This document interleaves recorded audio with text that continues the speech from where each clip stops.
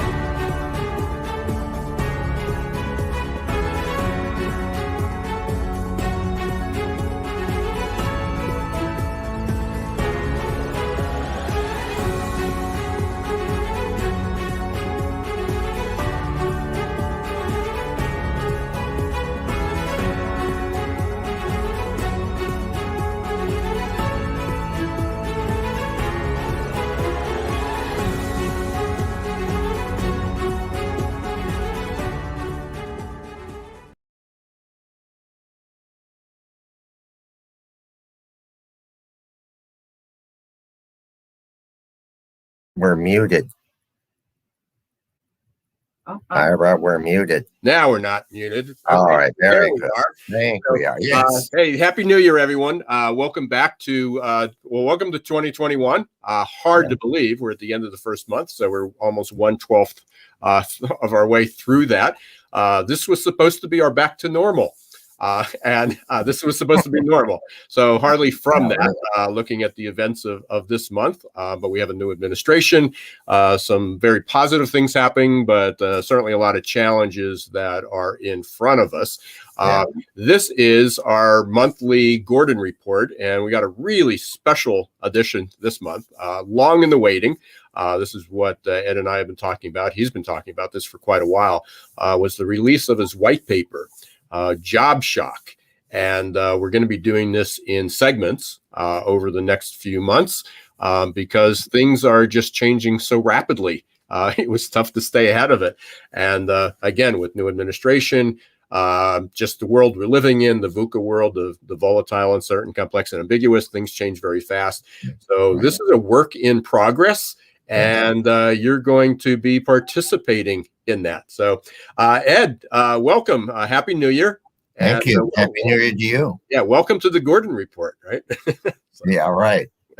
So excellent.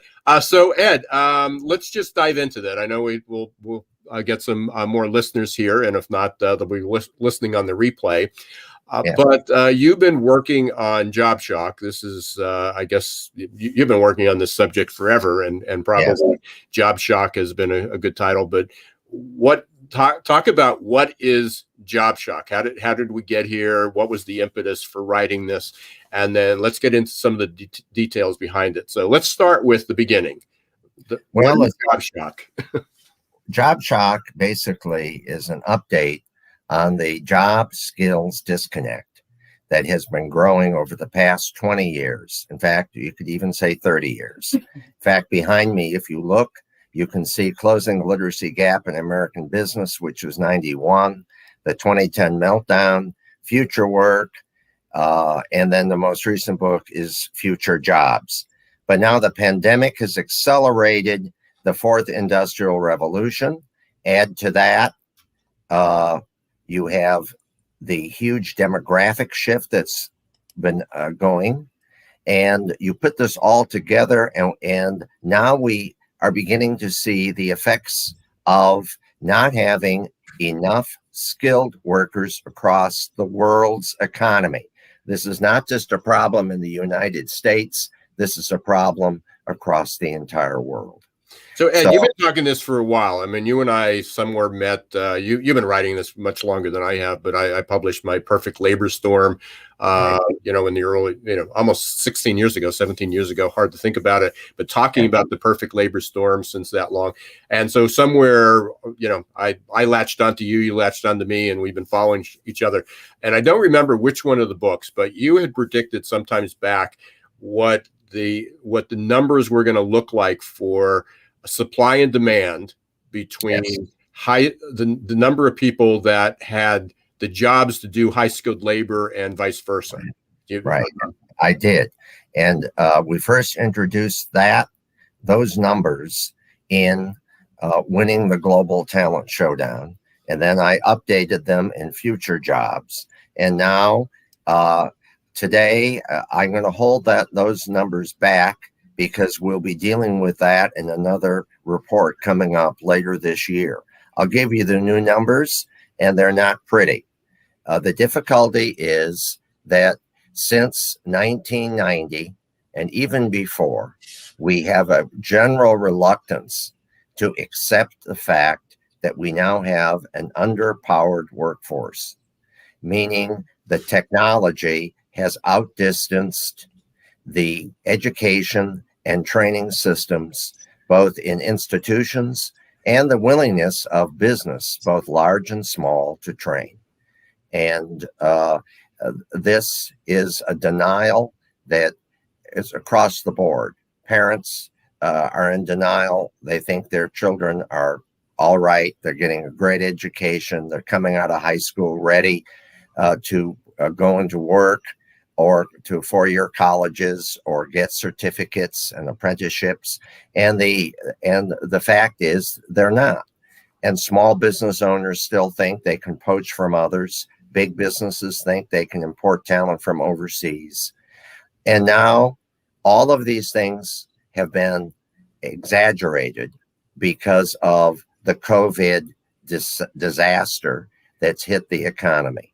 So now, not only don't we have enough doctors and nurses, we also have a shortage of people who can manufacture the vaccine. That's one of the reasons why you're having trouble getting enough vaccine, folks. We don't have the people in high-end manufacturing who can produce more product. We also don't have enough people in laboratories to do the testing to see whether or not you have COVID. There are critical shortages of people in many fields across the United States, and they're not just in healthcare. But I use that because it right now is the most anxious and most obvious disconnect that worries people. 400,000 people have died. We may reach and go over 500,000 people very soon. So what are we going to do about it? Well, what we're going to talk about in Job Shock, and it is a shock, is how we now have so many people in the middle class who had jobs, and now those jobs have been eliminated by automation and by consolidation.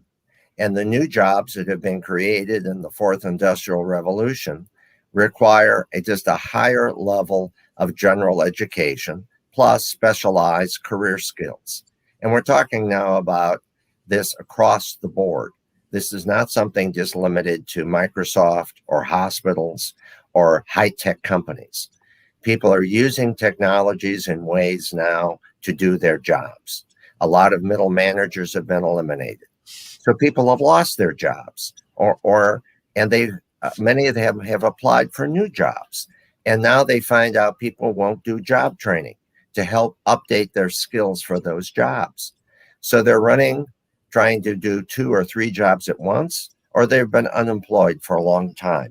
Right now, you have 10.7 million people officially unemployed in the United States. However, there are 101 million Americans that now are no longer counted in those numbers.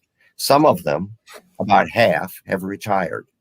And then you have a huge number of individuals, about 45 million people who have not retired, and they're looking for jobs. Now, some of them are very low skilled, and some of them don't want to be trained or have any more education. So we'll eliminate them. But that still gives you about 25 million Americans with college degrees, have apprenticeships, certificates of varying sorts, who really would be employed if they would find a company that would do entry-level job training and update some of their skills for a very specific job. So you add that to the official unemployed, and you end up with about 36 million Americans out there who want to work, and they're not working, and they're angry, and they're protesting, and they're on the political left, and they're on the political right. So what are we going to do about it? Well, a lot of the angst we have in our society stems from the fact that people need a job. They need to pay their bills. And they're also worried about their kids. What are their kids going to do? So Ed, let me stop you there. Yeah. Let's unpack some of that, and because as you're talking, I'm listening to some of the other stories that are going on out there as well in the media, and some real life things. So people say, yeah, that's true, but why? For instance, I talked to somebody this morning, a client in South Dakota, Yes. construction company, meat processing plants. Actually, they do more than that, but that's their primary business. The unemployment rate in South Dakota is 3.5%. That's right. They can't find workers. They have contracts all over the country to build food processing plants. They cannot find workers to do it. Right. Yeah, people may not want to move. So the just like everything else, just like we have different inequities in our society, Yes. there's a huge inequity in this job market. So when you're talking about 25 million people, is that there's different sectors, some of that is going to be absolutely related to hospitality, entertainment, Right. and travel. So there's a distortion. So Okay. Let's drill down to South. A few years ago, the governor of South Dakota had me tour with him and his cabinet, and we visited multiple cities, and they were dealing with that then, as well as North Dakota. I've done a lot of work in North Dakota. Now, what North Dakota did, starting in the 90s, is they realized that they were an agricultural state and they were losing population. So what they did is they started their own effort to diversify the economy. And they introduced in their elementary, secondary schools and post-secondary schools and in their businesses more education and training programs so they could diversify the economy. So guess what? A lot of the drones that you see, drone aircraft production, is being done in North Dakota. They had the only college degree for pilots for that. Also, Microsoft built a huge facility where? In Fargo, North Dakota, because Fargo had a very educated talent base, and now that serves as a hub for that part of the country. Also, they ramped up pharmaceutical production for that area of the country, and they started training more kids in this, which meant career information in elementary school, career educational programs in high school, more post-secondary certificate, apprenticeship programs. Companies started putting money into training their workforce. So North Dakota, forget the shale production. I'm not talking about that. I'm talking about the rest of that economy. So when I was in South Dakota, I was advocating the same thing. Regional, cross-sector partnerships, public-private partnerships. To what? There are people in South Dakota who need more education and more training in order to fill the jobs that are needed. Now, you throw in COVID and all the people that have been laid off and the disruption to the economy, and that is another major factor to all of these numbers. And then you throw in huge numbers of people are retiring, but many of them still want to work. So the question is, well, what's the solution? I'll tell you what the solution is. People need more knowledge. They need more skills. This is the same thing we faced when 100 years ago, people left the farm and went into the cities, and they worked in factories and schools. So what did we do? Well, we invented a public school system to reach out to many more people so they had the right level of general education. And even then we started vocational education so they could work in those factories and offices. We're faced with this now, but now we have a 20th century mindset about who really needs to be educated, and a 21st century fourth industrial revolution in the middle of this huge demographic change and this COVID disaster. All right. So that's, you said a couple of important things there. And again, I want to, sometimes we just got to stop and think about it. That, and I can't remember if it was with you or I think it was on another interview I've done so many lately, is the idea of a job the concept of a job, that model. Yes. People think that happened like right after Adam and Eve. There's Adam and Eve, and then the next birth happened to be a job. Right. The concept of a job as we know it now, that people go to work and get paid, is about 150 years old, maybe 170 years old. I think it was like 1840s, 1850s, in the industrial, right, the first wave, right, right. So the whole idea of a job is relatively modern. Okay, and then we take in how do we prepare people for those jobs is about 100 years old, which was public education. Because prior to that, even through the 50s, I lived in Lancaster County in the 70s and 80s, and you still had Amish who only get an 8th grade education, which was the old way it was. So again, it was education. So a lot of the systems we have are really, really modern.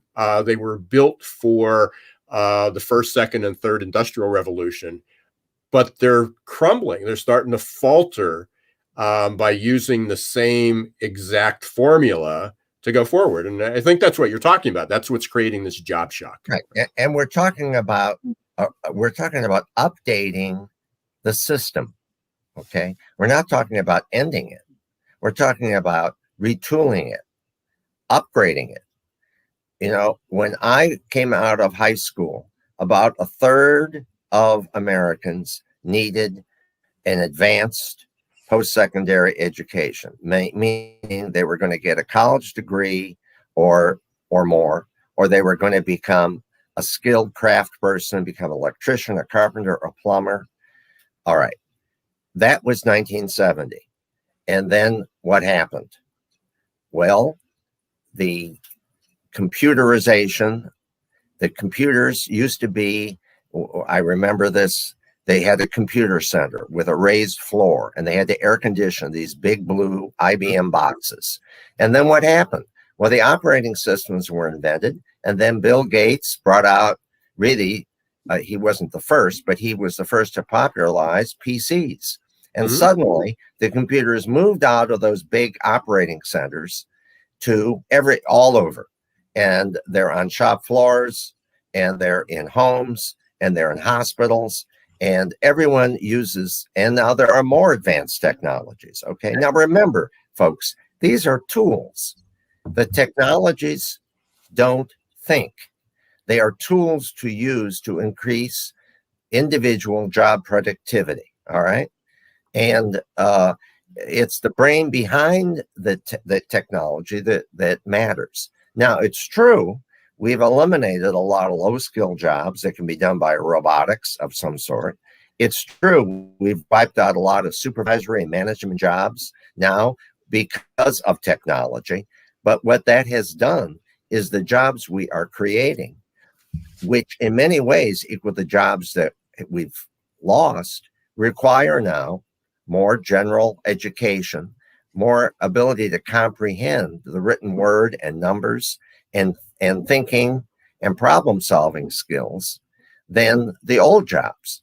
Now, are Americans stupid? No, they're not. A third of the workforce now fits beautifully into this fourth industrial revolution. But we need at least 2/3. We need to double the numbers of people who come out of high school who, when they read a editorial in a newspaper or a magazine, they comprehend what's in there. They get the message. All right. We only have a third of the population that can really do that efficiently. And companies, many of them have given up saying, well, we'll just import that talent, or we'll skim the cream off the top, and we'll just put in more automation and solve the problem. Well, it doesn't work. They have to have more what we call knowledge workers. Now, I want to talk to parents, and most of the people in this broadcast that are listening are parents. How good are your children in school? Now, they aren't equally good in everything, obviously.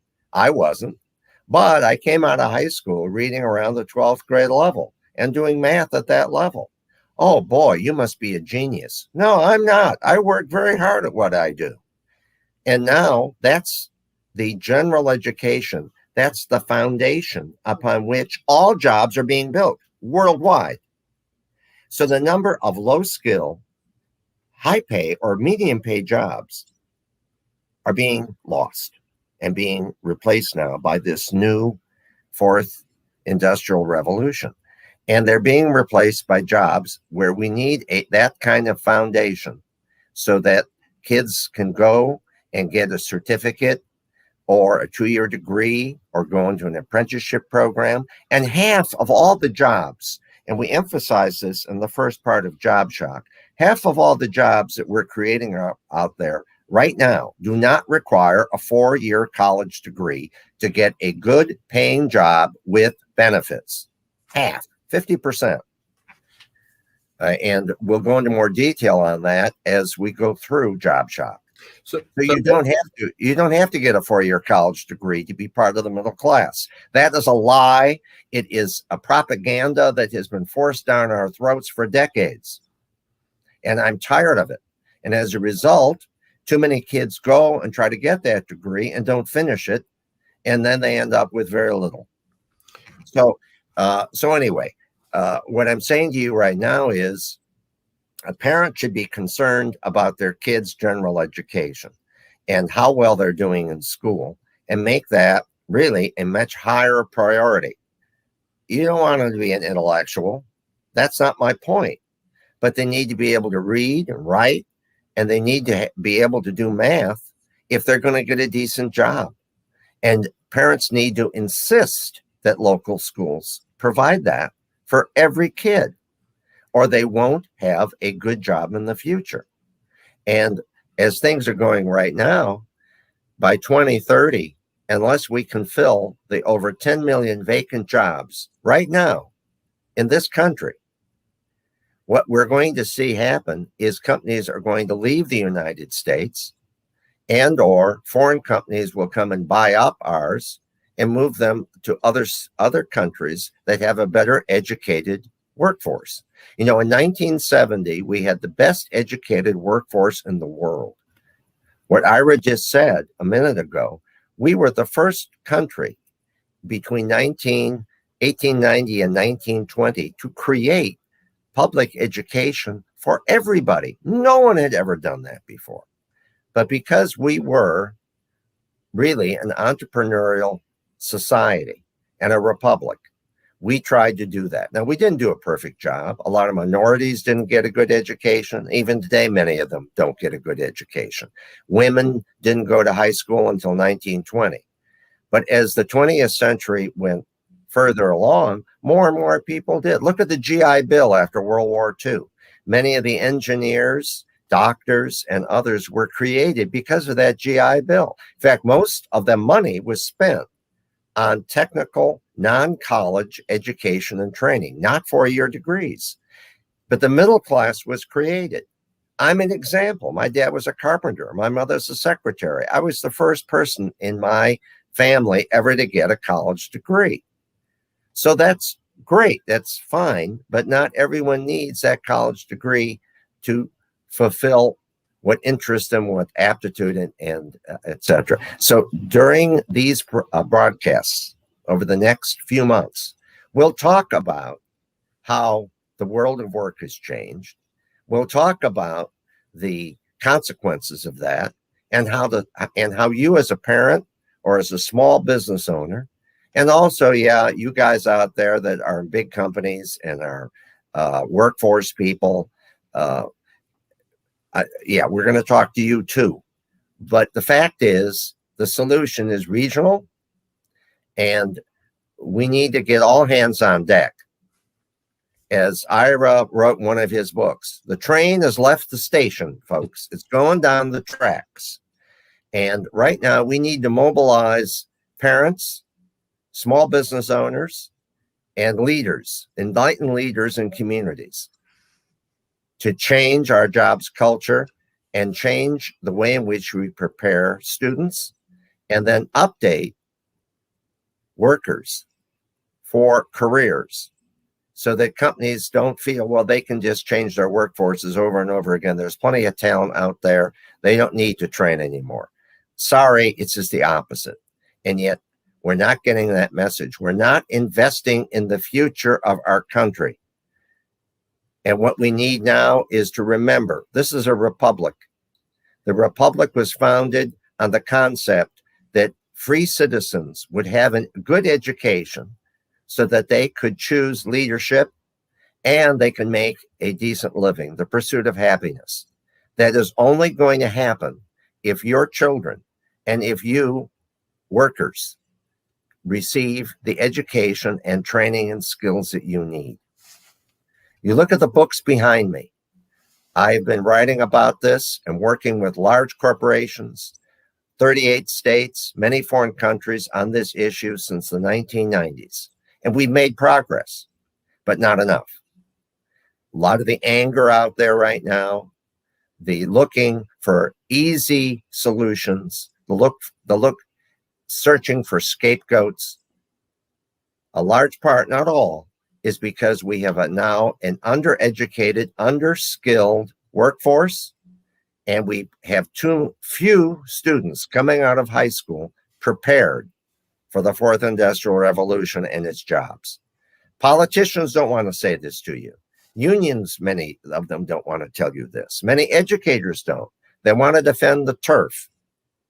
It's your turf. You are the Americans that are going to either turn this around, or we're going to see the economy in this decade shrink. And those of us with good jobs will be at risk too, as too many high-tech companies move overseas, or the latest technologies aren't invented in America. They're invented by some other country. I, for one, believe in America, and I believe in the diversity of our population and in the competitiveness of our free enterprise system. We need public-private partnerships, and we need people in regions, and we'll talk about these regional talent innovation networks. Over 1,000 of them already exist, but most of them are small and underpowered. We need to bulk them up or start them. They're not an end in themselves. Their means is to repair the education to employment system that exists and bring it up to 21st century standards. That's the goal. And to make more of you employable. Okay. So Ed, we're coming up toward the end here. So there's a tremendous amount to unpack there. Powerful message. As you were talking, I'm thinking about a couple of conversations I was in over the last couple of days, and in a couple of forums that I was in about the lost year. I mean, there's many students. We have students that it's been uncomfortable, but the parents had the means, the students had the means, or the communities had the means to at least not allow the children to fall, the students to fall as far behind as they should. But there, in reality, is we have a poverty gap. We have inequities within our society, and there are many students of that lower skilled that typically we're getting the manual labor, lower skilled jobs, but maybe we're able to eke out a lifestyle wage. Are not going to be able to do that. I mean, they're literally, we're struggling before having enough people to have a high level of math and English and or literacy, of a 12th grade literacy of all manners. And it's only gotten worse. We lost a year, and yet we've had other people that are doing quite well. I know higher education is certainly in a crisis. And I know we're gonna be talking a lot more about this. So, we put the burden on the parents to some degree of changing their mindset that not everybody needs a 4-year degree. The reality is people are going to have to be better prepared. We're going to have to make up that gap. The number one work trait just came out by Deloitte. The number, which is something I'm passionate about, is adaptability. The number one work trait desired, 1,200 CXOs were surveyed. What were the skills? They didn't say program. Well, number 2 was technology savvy. Yes. But the other skills that people needed, number 1 was adaptability. was the number one trait. They need to know how to adjust and to be resilient and to have the fortitude and to be open-minded and have a growth mindset and all those things that I talk about every day. But we talked about curiosity and creativity and empathy and communication. The only was one number two was technological savvy. Everything else were other skills. Where are people learning this? I mean, where are students learning this if those are the number one traits that they're looking for? There is no degree that people come out with. There is no 4-year degree or a 2-year degree or a certificate that people come out with and go, oh, you've passed the adaptability part, the proficiency. Oh, you're now past the creativity, the curiosity, the collaboration. There's a whole other set of skills other than the traditional skills that we've taught. So we've got a lot of work to do. We got a ton of work to do. And I know I'm going to be excited about unraveling Job Shock and be involved in this work in progress. Let's leave you with this thought. The reason it's Job Shock is now it only affected fewer people. There's not a crisis until it affects you. And now it's affecting you. So here, I'll leave you with this message. Here is an editorial piece I wrote for the Chicago Tribune in 1990. And it said basically that technology was outracing our ability to educate and train workers. All right. So this has been going on for a long, long time. Yeah. And now it's reached the level where I think you're beginning to feel it out there, all of you at different levels. And we can do something about it. Yeah. So that's what we're going to talk about. Yeah. And prior to you, Alvin Toffler wrote that about in 1970, future shock. We would all be feeling an emotional distress due to the outpacing of technology over the human capability to keep pace with it. So, amen. Yeah, it's been going on. So we will continue our story, our journey, helping people. For everyone who's listening, either live or in the future on the replay, please let us know what your questions are. What are your concerns? Do you agree with us? Do you disagree with us? Throw us your challenges. If you're working, let us know in the areas you're working on, or whether you're an educator, whether you're an employer, whether you're a student, whether you're somebody looking for a career change. Throw those questions to us because we want to make this practical for you as well. We don't want to just make this in theory or as from an economist, here's the things we should do, but they're getting solutions down to the individual people. We want to make that happen. So please let us know what you think, what you want to hear more of. And each month we will be back. We moved this up a week for January, but we because of the election and the inauguration and a few other things. But we're typically doing this the third Friday of every month at noon. Right. We'll be back. Watch if you subscribe to. You can, by the way, download the first part of Job Shock by going to Ed's website, which is scrolling. Right. Yep. Imperial Corp. Go to imperialcorp.com and subscribe to his newsletter. Great newsletter, the Gordon Report, and you'll get the first part of Job Shock, and then each monthly as he adds to that, and then we'll be discussing that new segment on the monthly report. So if you have questions about it, if you disagree with it, if you have things that we missed, please contribute to that. So we will be back from that. And then also to keep up with what I'm doing, I've got my podcast, Geek Skeezers Googlization. We're live every Wednesday with a friend of Ed's, Joyce Joya.